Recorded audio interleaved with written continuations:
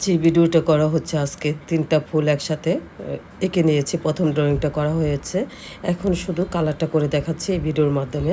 এইটা কী ফুল আমি জানি না। হয়তোবা জবা ফুলের মতো দেখতে অনেকটা।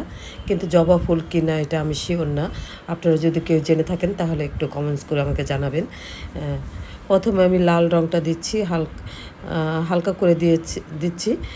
যেইখানে একটু ডিপ দরকার বা ছায়া পড়েছে ওইখানে আমি লাল রঙটা একটু ডিপ করে দিচ্ছি।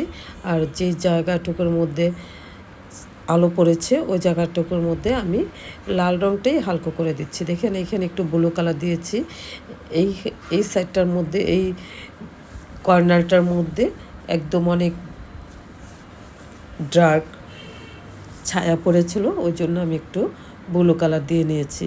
যেখানে একদম ছায়াটা ডার্ক থাকবে ওইখানে আপনি একটু ব্লু কালারটা দিয়ে নেবেন। রেডের সাথে ব্লু কালারটা দিলে রেডটা ডিপ দেখা যায়। যে এইভাবে আমি এই ফুলটার কালার করা হয়ে গেল। মোটামুটি কালার করা শেষের দিকে মাত্র একটা পাপড়ি আছে কালার করা বাকি।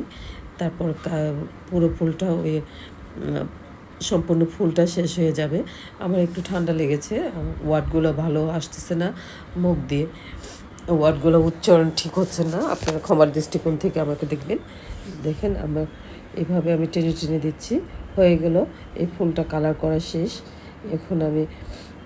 এখন আমি দিয়ে দিচ্ছি যে ফুলের মাঝখানে যে রেণুটা থাকে ওই রেণুটা দিয়ে দিচ্ছি। তারপর আমি একটু কালো রঙ দিয়ে টেনে দিচ্ছি। তার বাকি ফুলগুলো আমি করে নিয়েছি, যেটা ভিডিওতে দেখানো হয় নাই, কিন্তু আমি করে নিয়েছি। যদি সম্পূর্ণটা দেখানো যেত তাহলে ভিডিওটা অনেক বড় হয়ে যেত। আমি ভিডিওটা বড় করতে চাইনি। ভিডিও বেশি বড় করলে আপনারা দেখতে চান না বা সময়ের দরকার হয়, এজন্য আমি ভিডিওটা শর্টকাট করে দিচ্ছি।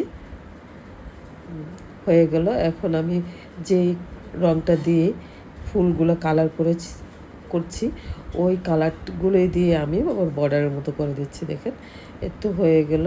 এখানে এই যে এটার মাঝখানে আমি আবার কালো রঙ দিয়ে রেণুগুলো দিয়ে দিচ্ছি, এভাবে টেনে টেনে দিয়ে দিচ্ছি। তো হ্যাঁ, হয়ে গেল। ফুলের কালারগুলো করা শেষ। এখন আমি পাতার কালারগুলো করব। পাতার কালারটা করে দিচ্ছি এইভাবে টেনে টেনে পাতার কালার করে দিচ্ছি।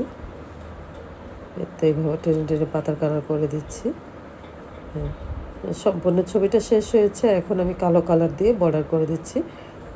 দেখেন কালো কালারটা দিয়ে এইভাবে বর্ডার করে দিলাম। তো হয়ে যাচ্ছে আমার কালারটা করা শেষ এবং বর্ডার করা শেষ।